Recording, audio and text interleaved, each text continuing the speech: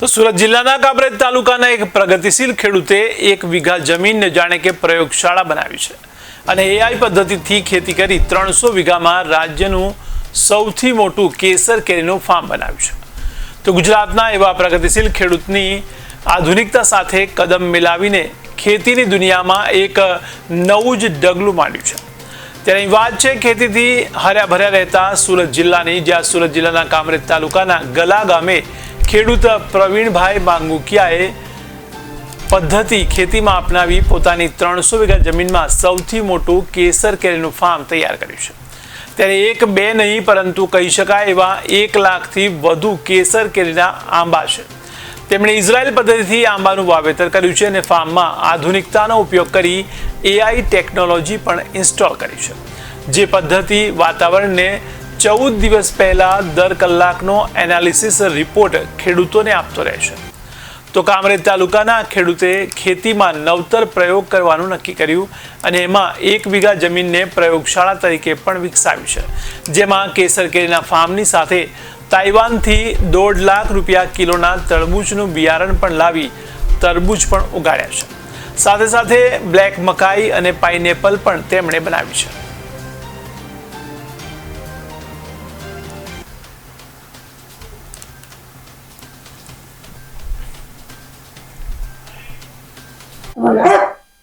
મારું નામ દિલીપ ગઢિયા છે। એ ટેકનોલોજીનું ફાર્મ જે છે પ્રવીણભાઈ ડેવલપ કર્યું છે એ તમે વિકસિત આવ્યા છો, શું કહેશો? પ્રવીણભાઈ માંગુકિયા કે જે એક પ્રગતિશીલ ખેડૂત છે, એમણે ખેતીમાં એ ટેકનોલોજીનો ઉપયોગ કર્યો છે એવું જાણ્યું મેં, તો એ જોવા માટે હું આજે સવારથી અહીંયા આવ્યો છું। એમણે એ ટેકનોલોજી બેઝ સોફ્ટવેર મદદથી, ટેકનોલોજીની મદદથી ખેતીમાં ખરેખર એક ક્રાંતિકારી પગલું ભર્યું હોય એમ કહી શકાય। એઆઈની મદદથી ઘણી બધી વસ્તુ જાણી શકાય છે। દાખલા તરીકે વરસાદ કેટલો પડશે, ક્યારે પડશે, કઈ દિશામાંથી પવન આવશે, શું એની સ્પીડ રહેશે, તો એની મદદથી ખેતીના પાકને જે નુકસાન થાય છે એ નુકસાન થતું બચાવી શકાય છે, આગોતરા પગલાં લઈ શકાય છે। આ ઉપરાંત એઆઈની મદદથી જે વાતાવરણમાં હ્યુમિડિટી, ભેજ, તડકો કેટલું છે એનું પ્રમાણ પણ જાણી શકાય છે અને એ ભેજ, તડકાથી જે પાકને નુકસાન થવાની સંભાવના કે શક્યતા છે એને અગાઉથી નિવારી શકાય છે। ટેકનોલોજી સેન્સર બેઝ છે, એ જમીનમાં પાણીનું પ્રમાણ કેટલું છે, જમીનમાં પાણીના પ્રમાણ કેટલું છે એ બતાવે છે। ઉપરાંત પાકને ક્યારે પાણી આપવાની જરૂર છે અને કેટલા પ્રમાણમાં પાણીને આપવાની જરૂર છે એ પણ જાણી શકાય છે।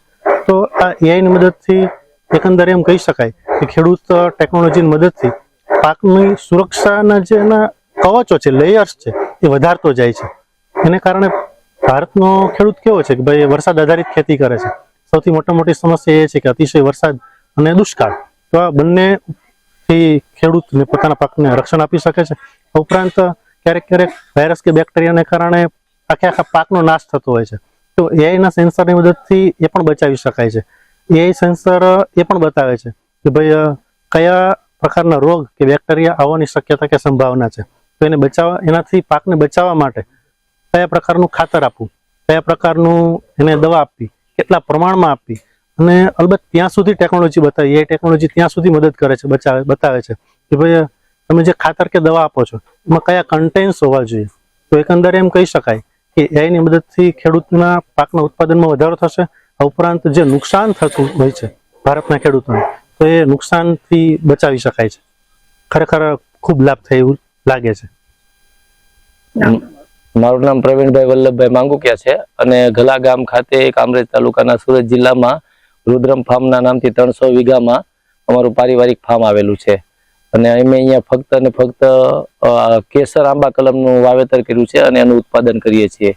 તો આ સમાચાર મારફતે એટલું ખાસ જણાવવાનું કે જે એઆઈ ટેકનોલોજીનો અમે આમાં ઉપયોગ કરીએ છીએ કે એઆઈ ટેકનોલોજી ખેડૂતોને કઈ રીતે મદદ થઈ શકે છે, તો એની વિશે અમે અહીંયા જાણકારી આપતા એવું જણાવું કે ગયા વર્ષે અમે એક બેંગ્લોર સ્થિત કંપનીનું એઆઈ વેધર સ્ટેશન લગાવેલું છે। જો વેધર સ્ટેશનની અંદર વાત કરું તો એમાં 12 સેન્સર આવેલા છે, 9 જમીનની ઉપર આવેલા છે અને 3 જમીનની અંદર આવેલા છે। તો જમીનની અંદર જે 3 સેન્સરો આવેલા છે તે પ્રાથમિક આપણને જમીનનું તાપમાન અને જમીનનો ભેજ જણાવે છે કે તમારા પાકને ક્યારે પાણીની જરૂર છે, કેટલા પ્રમાણમાં જરૂર છે, જેથી કરીને પાણીનો બચાવ પણ કરી શકીએ અને પાકની ઉત્પાદનતા પણ વધારી શકીએ। અને જે વેધર સ્ટેશનની વાત કરું જેમાં 9 સેન્સરો છે અલગ અલગ, તો એની અંદર એક અલગ અલગ છે, એમાં પવનની ઝડપ અને પવનની દિશા છે, તડકો કેટલા પ્રમાણમાં છે, કેટલો તડકાની તીવ્રતા છે, વરસાદની આગાહી અને વરસાદનું માપ, અને સાથે વાવાઝોડાનું અથવા તો સૌથી મોટી વસ્તુ છે કે હ્યુમિડિટી, જે ખેડૂતને અથવા ખેતી સાથે સંકળાયેલા લોકોને માહિતી હોતી નથી કે હ્યુમિડિટીનો પાક ઉપર કેટલી પ્રકારનો અસર થઈ શકે છે. અને વરસાદની આગાહી તો હ્યુમિડિટી પણ બતાવી દે છે અને વાતાવરણનું તાપમાન પણ બતાવી દે છે. અને સૌથી મોટી વાત છે કે આમાં 14 દિવસની ભવિષ્ય કે આગાહી જેને કહી શકાય તે બતાવે છે, ને તે કલાકની બતાવે છે. જેથી કરીને હમણાં જે 15 દિવસ કે અઠવાડિયા પહેલા જે માવઠું અથવા તો તેજ પવનની અસર હતી, તો જેની અંદર અમને અગાઉથી માહિતી મળી હતી વેધર સ્ટેશન કે AI ટૂલ દ્વારા કે કેટલા પ્રમાણમાં વરસાદ થવાનો છે, કેટલા વાગે થવાનો છે, કઈ દિશામાંથી પવન આવવાનો છે અને પવનની ઝડપ કેટલી રહેશે. તો એ પ્રમાણે પ્રિકોશન્સ લેતા અમને જ્યારે ખબર પડી કે આ 2 દિવસની અંદર આવી ઘટના ખેતરમાં અથવા તો ફિલ્ડમાં થવાની શક્યતા રહેલી છે, તો એ પ્રમાણે જે દિશામાંથી પવન આવવાનો હતો અને જે દિશામાંથી પવનની ઝડપ વધારે હતી એ દિશામાં આવતા અમારા તમામ ઝાડ અથવા જે લાઈનમાં ઝાડ આવતા હતા એની ઉપરથી અમે બધી જ કેરીઓ ઉતારી અને સ્ટોરમાં લઈ લીધી હતી.